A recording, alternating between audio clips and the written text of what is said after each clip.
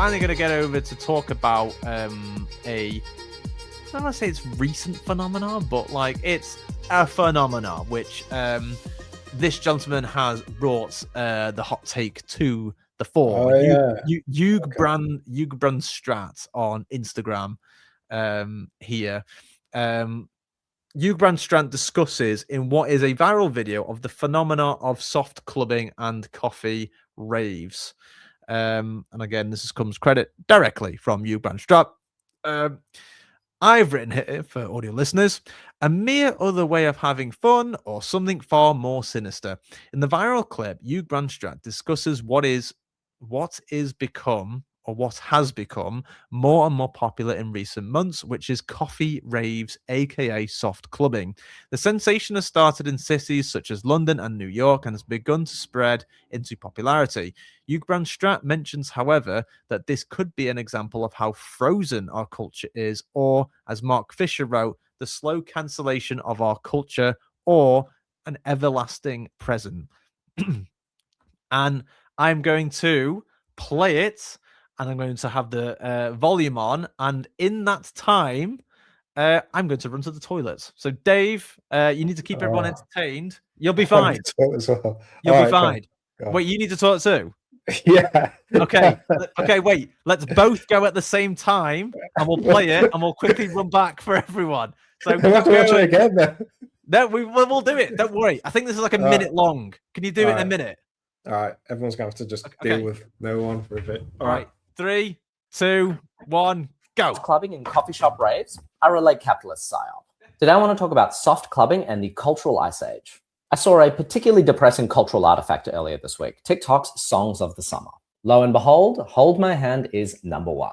I think it's very telling that a song best known for accompanying content slop is all we have for our monocultural moment this summer. The cultural theorist Mark Fisher described this sentiment at length in what he termed the slow cancellation of the future. As late capitalism shuts down our cultural and political imagination, we're effectively consigned to an everlasting present in which our futures are just endless remixes and recycles of old cultural forms, hence the pervasiveness of nostalgia. But this feels like something worse. It's as if there isn't even the energy anymore to resurrect old cultural forms. The ice is starting to freeze over. And I see a real depressing correlate here in the phenomenon of soft clubbing.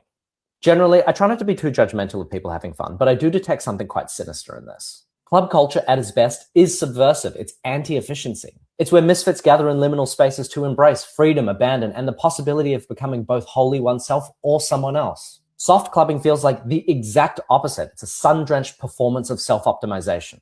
Privacy is replaced by hypervisibility of bodies, of consumption, of social capital. It just becomes yet another opportunity to brand oneself. And that original premise of dreaming what life might be is reduced into yet another simulation of how things are and will always be. This is made all the more depressing when gentrification is leading to the mass closure of spaces that actually enabled alternate ways of thinking and living. And therein lies the real danger of the cultural ice age. Not just that things feel boring, but that they feel inevitable. I think we need to ask ourselves, right now, does culture need yet another soft iteration? Or does it need risks, strangeness, people willing to break the loop rather than reinforcing it, reminding us that something different is actually possible? This post brought to you by Late Chronotype Gang. Together we can resist morning propaganda. Soft clubbing and coffee. Okay, I think we did very well because I guess whoever's in the comments or whatever, like, just let us know if we actually made it back in time before it started looping again. But it's quite a lengthy video. But me and Dave are both gonna have to say sorry now because obviously we both ran to the toilet and obviously did not hear anything that he said. We've got a brief understanding. But Dave, are we ready to? Let's watch it again. Yeah, let's watch it again because we don't know. So yeah, this is Eugbrandstrat. Coffee shop raves are a late capitalist psy-op. Today I want to talk about soft clubbing and the cultural ice age. I saw a particularly depressing cultural artifact earlier this week, TikTok's Songs of the Summer. Lo and behold, Hold My Hand is #1. I think it's very telling that a song best known for accompanying content slop is all we have for our monocultural moment this summer. The cultural theorist Mark Fisher described this sentiment at length in what he termed the slow cancellation of the future. As late capitalism shuts down our cultural and political imagination, we're effectively consigned to an everlasting present in which our futures are just endless remixes and recycles of old cultural forms, hence the pervasiveness of nostalgia. But this feels like something worse. It's as if there isn't even the energy anymore to resurrect old cultural forms. The ice is starting to freeze over. And I see a real depressing correlate here in the phenomenon of soft clubbing. Generally, I try not to be too judgmental of people having fun, but I do detect something quite sinister in this. Club culture at its best is subversive. It's anti-efficiency. It's where misfits gather in liminal spaces to embrace freedom, abandon, and the possibility of becoming both wholly oneself or someone else. Soft clubbing feels like the exact opposite. It's a sun-drenched performance of self-optimization. Privacy is replaced by hypervisibility of bodies, of consumption, of social capital. It just becomes yet another opportunity to brand oneself. And that original premise of dreaming what life might be is reduced into yet another simulation of how things are and will always be. This is made all the more depressing when gentrification is leading to the mass closure of spaces that actually enabled alternate ways of thinking and living. And therein lies the real danger of the cultural ice age. Not just that things feel boring, but that they feel inevitable. I think we need to ask ourselves, right now, does culture need yet another soft iteration? Or does it need risks, strangeness, people willing to break the loop rather than reinforcing it, reminding us that something different is actually possible? This post brought the last bit he just talks about this sponsored bit here. So obviously everyone's seen and heard that the first time around, so I won't go into that now. But before we start, can I just quickly say, oh my God, I feel so much better after that. Not after the video, I mean. Yeah. Like, I swear to God, I was holding that in for like 25 bloody minutes. Like, oh God. I think I know what you mean. He goes on a bit of a ramble, but I think I know what he's saying, to be honest with you. Sorry, I need to refocus here, but yeah. He needs to be a bit more like, what's the point, mate? Because he goes on a bit of a capitalism bad, blah, blah, blah, blah, blah, blah, blah, blah, blah. Yeah, okay, cool. So what's your point? Come on. All right, Dave. Cool. You're just like that now because you've had a wee. Yeah, no, I am. But I was just saying that, like, okay, so what's his point? And his point is that raves they're not edgy anymore, basically. See, I just explained that in like 4 words. I don't know how you couldn't. But like, basically, yeah. So like, raves used to be about like people just letting loose and going wild, and now they're all like soft sort of thing, you know? Mm-hmm. So. Well, another interesting comment by Natalia Tuesday, who states here, quote, hot take, not everyone can afford a sleepless night. It's got a point. I also would say that's a fair point. Yeah, I'll go with that. She's got a obviously, point, obviously, Eugbrandstrat does raise some interesting points here, Dave. But how would you personally unravel his argument, so to speak? There is a thing of nostalgia being like a thing at the moment, and that's across the entire entertainment industry. It's not just music, it's films, it's video games, etc., etc. It is a bit worrying, to be honest with you. The reasons as to why that's happening, I feel, is because my personal belief is that budgets are getting bigger and bigger. And when a budget gets huge, you need guaranteed wins. And a guaranteed win is nostalgia. There's no room left for the experimental budgets. Someone put it best the other day of do you know what I mean by the 7 out of 10 games? Do you know what I mean by that? No. So if we go back to the PS2 days, I'm going to use video games as an example because I think that's the best way to explain it. Or you can even equate this to movies as well. Yeah. There was both games and movies that were called the 7 out of 10 games, or like the 3-star movies. And it's the idea, it's a film or a game, which is not phenomenal, but it's interesting. Yeah. And the thing is, they made those films. And they made a profit on those films because the budgets weren't extortionate. They were mid-budget. Yeah. And decent-ish outcome, right? Yeah. That's where innovation happens. It happens in the grassroots. It happens in the mid-range. But it doesn't really happen at the top end because as soon as you start putting like thousands and billions of dollars, or not billions, but like millions of dollars into a project, you can't just experiment at that point. You've got to have a guaranteed sell, and a guaranteed sell is nostalgia, right? And that's sort of the problem. As if we're going to equate this to music industry, you've got these ginormous festivals. Of course, they're going to book the headliners they booked last year because they have to sell out. there's no question of maybe not do as well as last year. It has to sell out. So they have to use the same tactics again and again and again. You go backwards in the music industry and used to have little gigs that, I don't know, experimented basically, right? And I don't know. But I mean, that's that layer of it. And then the other part of it where he's talking about like how soft raves we've got, I feel like that's a bit more difficult, but I feel that there's like a cultural shift. Like people, a lot of different generations go to the nightclubs, right? And I feel like if you look at where it began in like fire and brimstone, you know what I mean? It's a lot of pissed off people basically wanted to let loose and sort of go nuts. And I think the clientele has changed throughout the years. But where are we now? Right? What's the vibe? How do people let loose now? How do people just sort of detach from the reality? Can they afford to? Do you know what I mean? Yeah, There's always questions that come into the question, right? So yeah, I think that is the biggest hitting nail on the head there, isn't it? Is can people afford to? yeah. And Jojo Nardini comes in here with a comment here saying, quote, coffee raves are just a way to have fun without alcohol and without having to go back home at 5 a.m. It's not that deep. Let's not overcomplicate everything. Yeah, because I know. Yeah, I've just complicated it right there, right? But like, yeah, I agree with that. Like, sometimes just having fun's having fun, right? Or is it, as Eugbrandstrat said, a late capitalist psy-op? I don't really know what it means by that. What do you mean? I don't know either. I was hoping you would know. No, those words terrified me, to be honest with you. The coffee shops themselves are? I don't understand.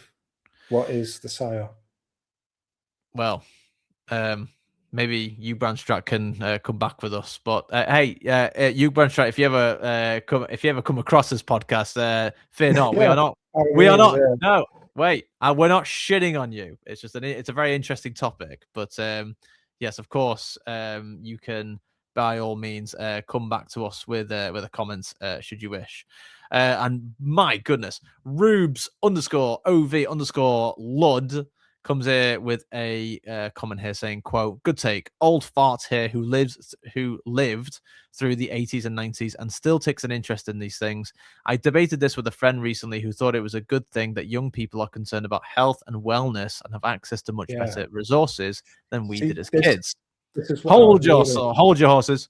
I take this point, but I've worked with young people over several decades and noticed how puritanical they've become. Mark Fisher's got a point. I hear echoes in my teen and young adults' years in music, see it in fashion, but what's absent is the attitude. End quote. Dave Collins. Yeah, that's what I was trying to explain. So different generations have different ways of doing things, and the younger generation now is kind of health conscious in a way that like we were when we were growing up. You know what I mean? So there's literally people on the younger generation that just don't drink because why would you? Do you know what I mean? And you get enough of that, and then the idea of a nightclub, it starts to change. Do you know what I mean? Or like a music venue, it starts to shift a little bit, it starts to change. So I can totally see that, because if there's a lot of people that don't drink, well, they still want to listen to music. You know what I mean? So it's natural that music will start to appear in different places.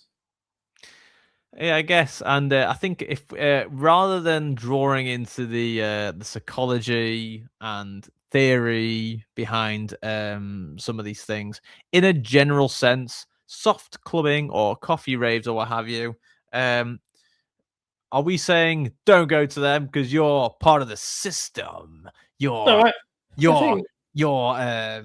contributing to the downfall. I think you should go to whatever you think you enjoy, right? No. Just why not?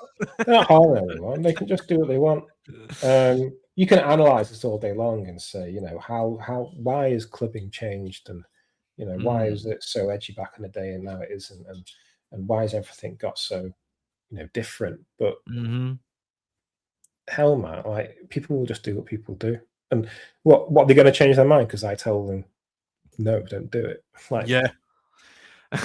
You know what I mean? It's like it's very old man yells at cloud a little bit to me. I'm sort of like, yeah, just let people do what they want to do, man. If they want to go to Dubai and have lattes, then they do that. Yeah, they're not the hardcore ravers, but they were never going to be in the first place. You know what I mean? It's Hey, just well, everything's a that- rave now. That's the problem. Like everyone's like, I'm going to a rave. That means 200 things now, but it yeah, meant one thing in the 90s. You know what I mean? you struck gold with that comment there. Is that not like, not everyone will be a raver, or not everyone will be someone who goes clubbing, but Not they'll everyone obviously always go to was. these things, and it fits nicely with Yeah. what they either want or what they want to do or what have you. I 100% agree with you there, and I think that's a very interesting point. Dave, if there's a coffee rave happening in your area, are you going to it? Yes or no? I don't know, why not? I mean, I don't even know what they look like. I mean, that's a bit of a flaw. I want to know what a coffee rave actually is. Like, are we talking Starbucks or what? I don't understand. Like, how it even look? Or do they sit around on tables sipping coffee? Like, how does it work? Yeah, I mean, well, actually, only recently, I think it was actually yesterday, just in closing. I'm just gonna see. I'm sure I saved it somewhere. I wasn't actually going to include this in the podcast, but oh man, there's so much crazy stuff that I haven't covered yet. That's just all in this feed. Did I save it somewhere? I will say though, is that like I think I said this before. I do think, for the sake of us all, I think I would like to see music evolve outside of its current trajectory, if you know what I mean. I don't want to be, we're getting older, right? Is it going to be the scenario where the only place we can go and enjoy electronic music is like the club in 20 years' time? Do you know what I mean? Because we'll be the oldest fuckers in the room at that point. Do you know what I mean? So, like, there needs to be something else than just like, the student bar or something to sort of have this sort of music. Do you know what I mean? Like, you start to get that. You've got gigs and you've got more people now will go out to see a band or a DJ than ever before, but they'll see it in different ways. Do you know what I mean? Yeah. And it's less about going to the club and getting loaded on booze and more about going to a gig to see an act. And that's been a shift, right? Because that isn't how it used to be. It used to be just people going utterly nuts. Yeah. You know what I mean? Yeah. I actually didn't have the clip that I was looking for, but yeah, essentially what I saw was, well, maybe I can look it up. Actually, am I mental? Hang on. But you hope you see what I mean, right? Like, I do think we need more ways of enjoying music and not just like the ways it's always been done. I don't know. I do think that's important for us to explore. Oh, found it. Brilliant. The powers that be, that is just keyword searching it. So in addition to this, this comes courtesy of 10 a.m. Morning Club. Just bear in mind it's the caption's all in Italian, but yeah, this was 29th of March 2026, 10 a.m. Morning Club party, and that's one of the cafes. It's playing a very popular track, so I can't play it because of copyright. But the caption here says, "Quote: This is not only this is not only an advert. This is our people." God, this is quite hard to translate. It's the people of Torino that is moving together, that know each other, and that choose something different. 10 a.m. Morning Club is that difference. A point in a point against that of love, respect, and family.